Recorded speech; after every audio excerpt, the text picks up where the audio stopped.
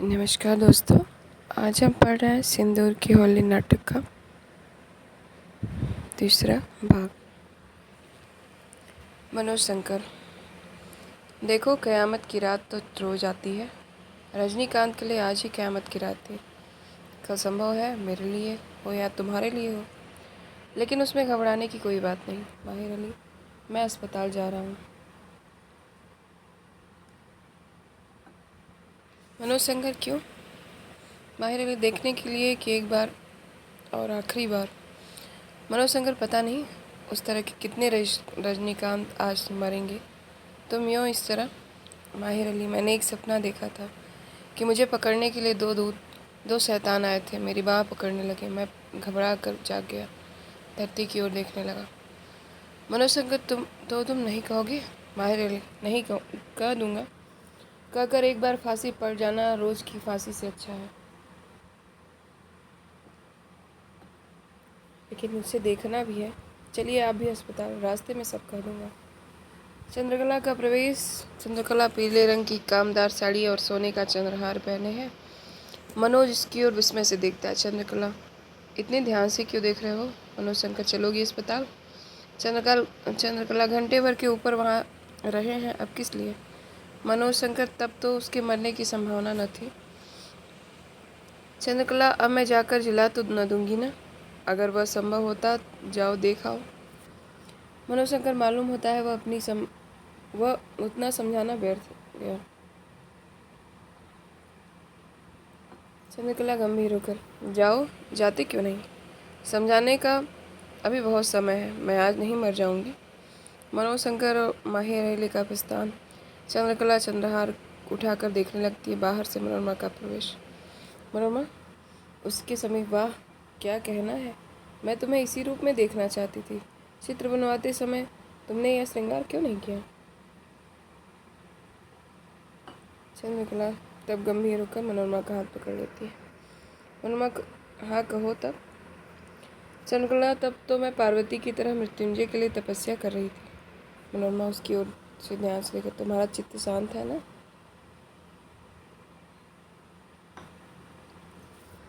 चंद्रकला, प्रशांत महासागर की तरह। अब लहरें न उठेंगी। वह चित्र कहाँ रखा है? देना तो। वह चित्र, वह रजनीकांत का? चंद्रकला, हाँ। मनोरमा, शायद तुमने सुना होगा उसकी हालत। चंद्रकला, हाँ सुन चुकी हूँ। उनकी तैयारी हो चुकी। अब मैं भी तैयार हो जाऊँ। मनोरमा, किस लिए? उसकी ओर ध्यान से देखने लगती। चंद्रकला, क्यों?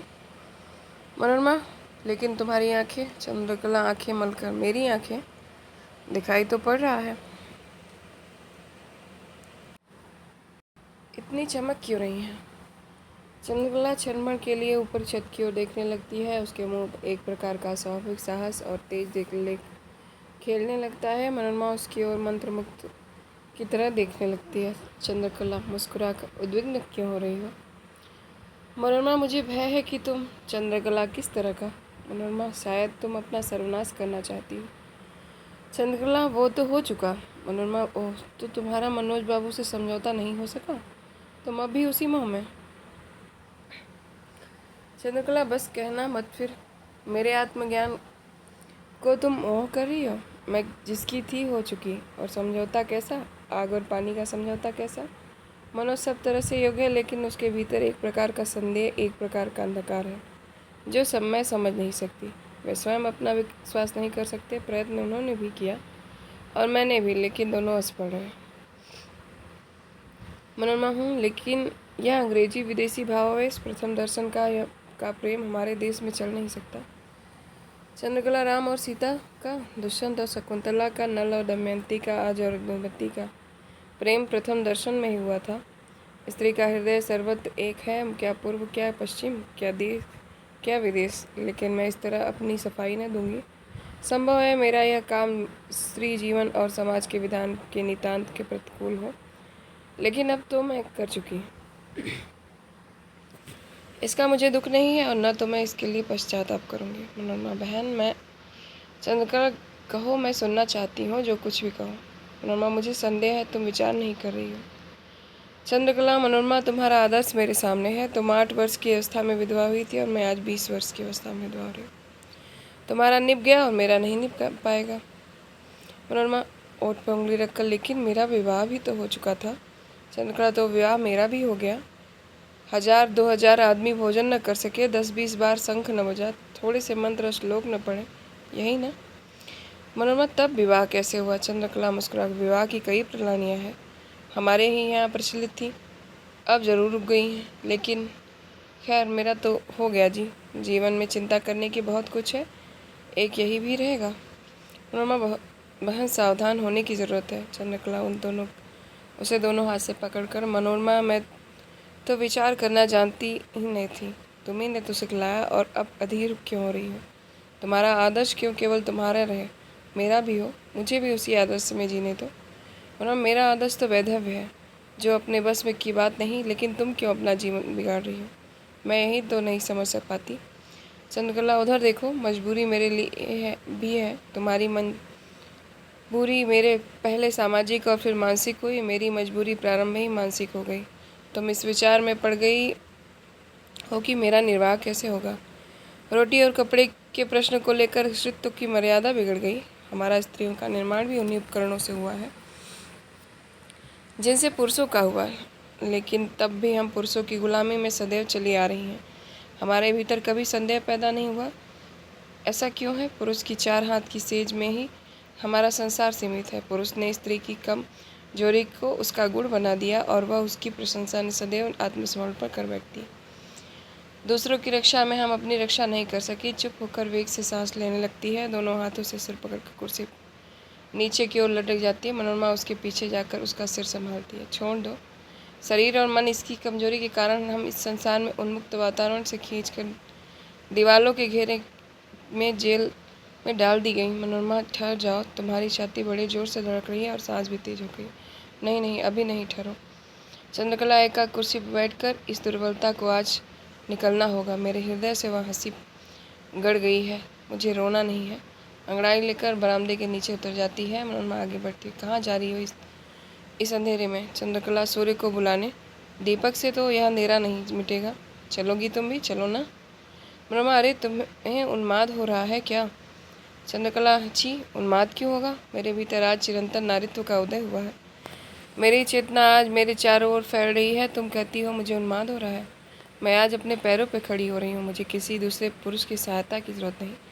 रोटी और वस्त्र, मेरी शिक्षा इतनी हो चुकी कि मैं अपना प्रबंध कर लूँगी, कोई चिंता नहीं, मेरा वैधव्य अमर रहे। मनोरमा कातर होकर हाथ जोड़ती हूँ, यहाँ आओ, आओ, नहीं तो मैं रोने लगूंगी। चंद्रकला, तुम रोने लगोगी किस लिए? तुम्हें भी कुछ चाहिए क्या? बाबूजी के पास 50,000 रुपये में से कुछ चाहिए तो आने दो। आगे बढ़कर बरामदे में जाते हुए इच्छा थी कि अंधकार में अविचार को चल दूँ, लेकिन नहीं, मैं तुम्हारे पास रहूँगी, तुम न रो। हम लोग अगर अपना रोना बंद कर सके तो फिर हमारी मुक्ति हो जाए।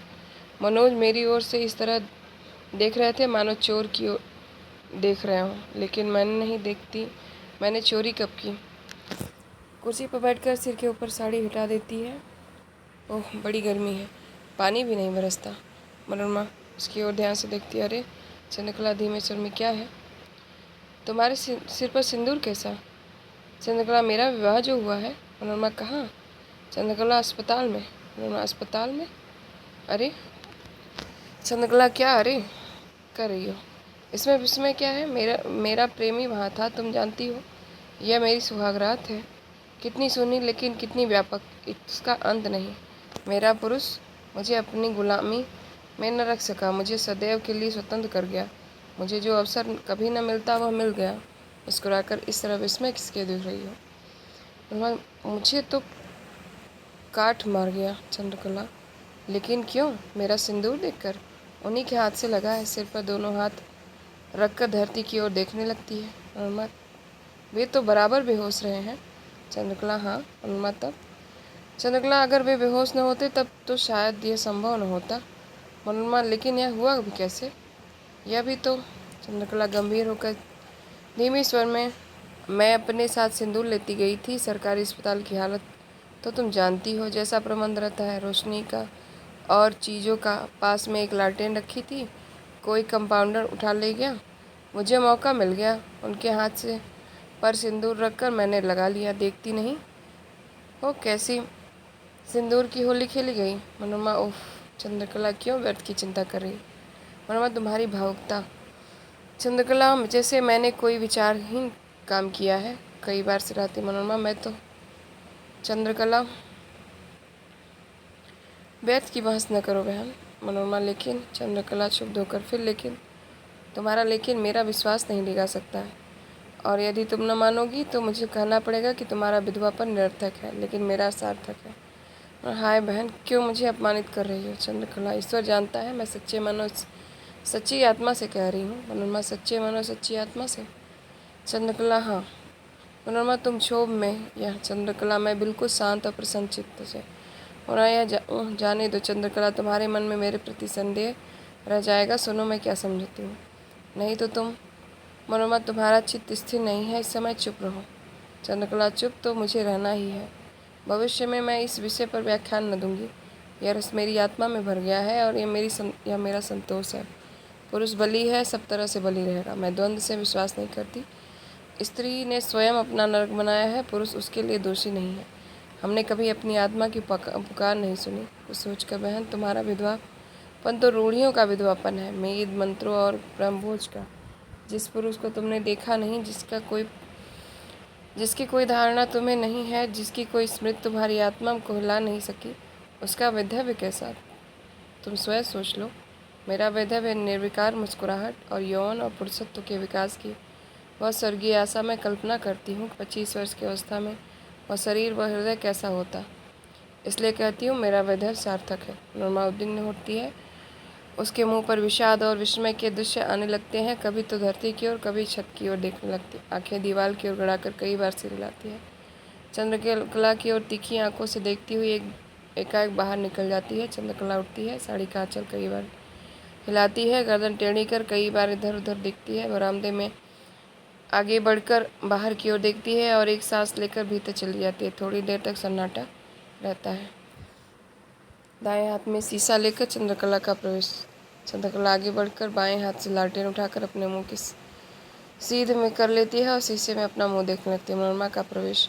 मनोरमा गंभीर मुद्रा। आज तुम भावना और विक्षोभ की आंधी में उड़ रही हो। इस समय मेरे शब्द हल्के पड़ेंगे, नहीं तो मैं कह देती कि तुम इस समय तुम्हारा यह शीशा देखना, जिस चीज़ को तुम आत्मज्ञान और चिरंतन नारित्व का उदय कर रही हो, वह नहीं है।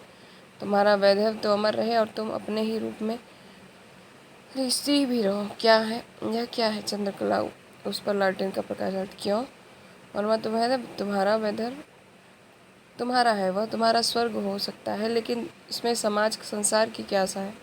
वेद मंत्र हवन शंख ध्वनि जिनके साथ तुम्हारा समझौता नहीं हो सकता, सामाजिक संस्कारों के लिए मुहर का काम करते हैं। विवाह हो गया इसकी सूचना और जो का काम करती है। तुम अभी जो मुझ पर और सामाजिक रूढ़ियों पर विश्व उगलती रही हो, उसके मूल में तुम्हारा विक्षोभ और तुम्हारी नई शिक्षा है। तुम उन पर रिझ गई हो और आज मरने पर तुम विधवा हो गई। मैं विधवा हुई थी एक बार, मेरे किसी दूसरे वैधव्य की संभावना नहीं हो सकती, क्योंकि अब फिर कभी मेरे विवाह के नाम पर वेद मंत्र शंख ध्वनि ब्रह्मभोज का अवसर नहीं आएगा। लेकिन तुम जो उनके मुंह में पड़ गई हो केवल एक बार देखकर, तुम क्या समझती हो। वैसी हंसी मुस्कुराहट, शरीर की सुंदरता, उसका विश्वास, आंखों की बिजली और बालों का उन्माद, उस कोटि का। चारों ओर हाथ उठाकर, इतने बड़े संसार में दूसरा न होगा। और तुम्हारी दानशीलता प्रवृत्ति वहाँ भी न उलझ जाएगी। मेरे साथ वेद मंत्रों और शंख की ध्वनि का सवाल था, इसलिए मैं एक बार विधवा हुई, लेकिन तुम्हारे साथ तो अनेक बार विधवा होने की संभावना है। भावुकता और विक्षोभ के अवसर पर निकले हुए शब्द संस्कारों की मर्यादा इस तरह नहीं मिटा सकते, और इसलिए कि आदर्श उनका आधार नहीं होता, परीक्षा की आँच में ठहर भी नहीं सकते। अभी तक कुशल है। अराजकता संभव है, कुछ समय के लिए व्यवस्था मिटाए दे, लेकिन स्वतः से व्यवस्था नहीं हो सकती। स्वतंत्र स्त्री तो आज दिन के नए विचार और संसार को एकदम स्वर्ग बना देना चाहते हैं। उनमें से एक है, लेकिन इस नए स्वर्ग की कल्पना के मूल में कोई आदर्श नहीं। हाँ, प्रवृत्तियों की घोड़दौड़ के लिए यह काफ़ी मैदान दे सकेगा। चंद्रकला बस रहने भी दो। मनोरमा क्यों, सुन लो, तबीयत नहीं चाहती। चंद्रकला उसकी ओर देखती। यह ना समझना कि मैं केवल शीशे में अपना सिंदूर और सौंदर्य देख रही हूँ। मनोरमा अच्छा। चंद्रकला मेरा व्यक्तित्व, मेरी अपनी इच्छा और प्रवृत्ति, मनोरमा क्या मतलब? चंद्रकला शास्त्र और संस्कार मेरा मत है। मेरी आत्मा को जो स्वीकार हो, बस और कुछ नहीं। मनोरमा हूँ, लेकिन आत्मा आत्मा, हाँ जी, आत्मा अंग्रेजी अर्थ में या संस्कृत में? चंद्रकला क्यों? उसकी ओर देख लगती है। मनोरमा हाथ हिलाकर मैं पूछती हूँ, आत्मा तुम किस अर्थ में कह रही हो? अंग्रेजी के मतलब में, या जो मतलब अपने यहाँ माना जाता है? चंद्रकला मैं तो चुप हो जाती है। मनोरमा अंग्रेजी में आत्मा की भावना अनादि की नहीं है।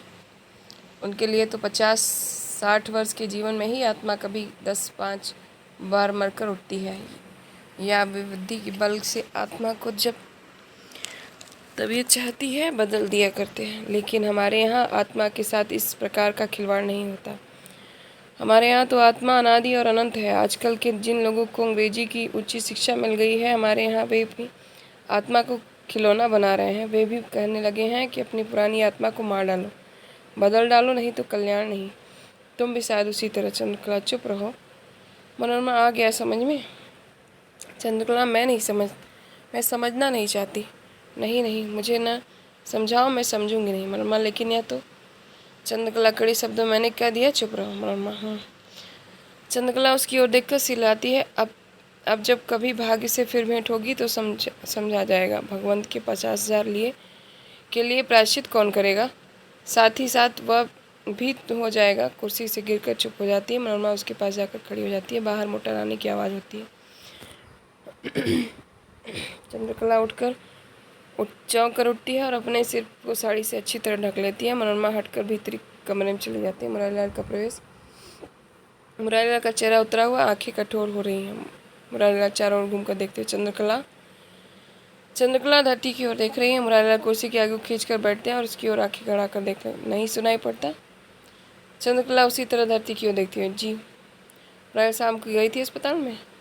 बोलती क्यों नहीं? चंद्रकला धीमे स्वर में जी।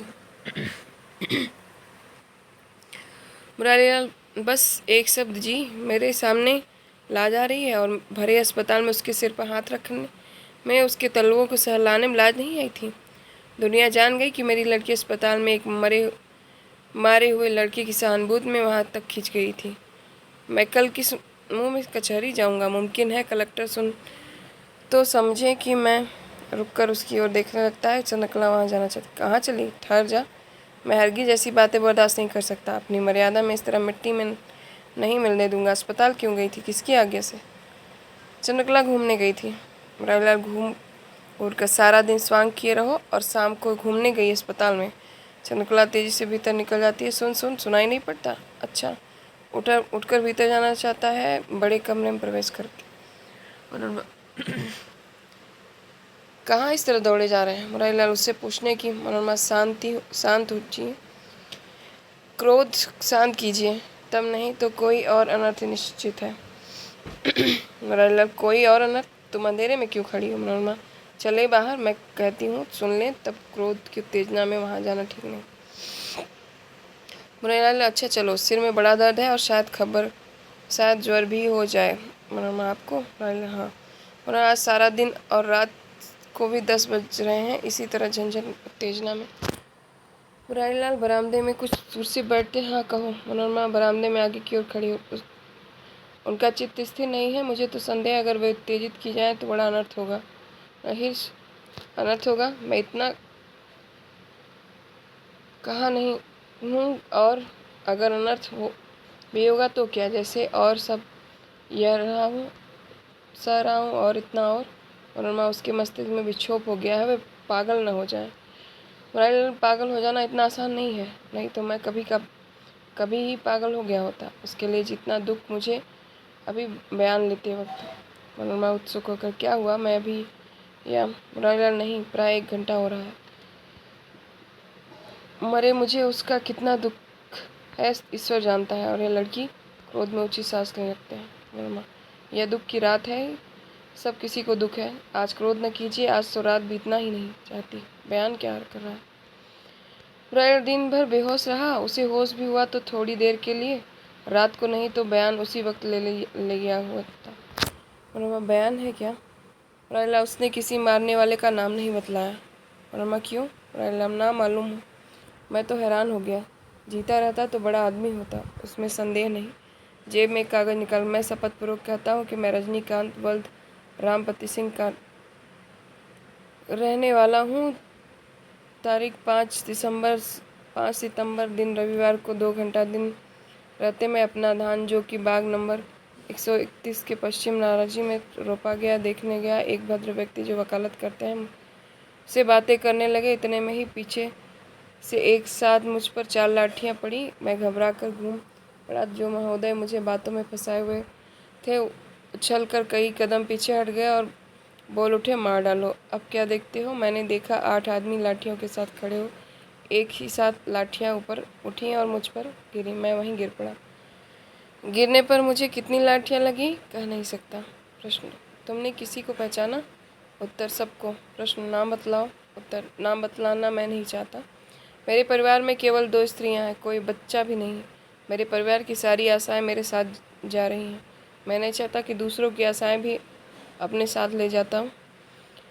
मनोरमा की ओर देखते हुए, इसके बाद ही मैंने उसके मुंह की ओर देखा। उसकी आंखें बंद हो गई और मुंह पर मुस्कुराहट आ गई। डॉक्टर ने आगे बढ़कर उसका हाथ पकड़ा और कहा, नाड़ी बंद हो गई। कुर्सी की बात झुक के आता है।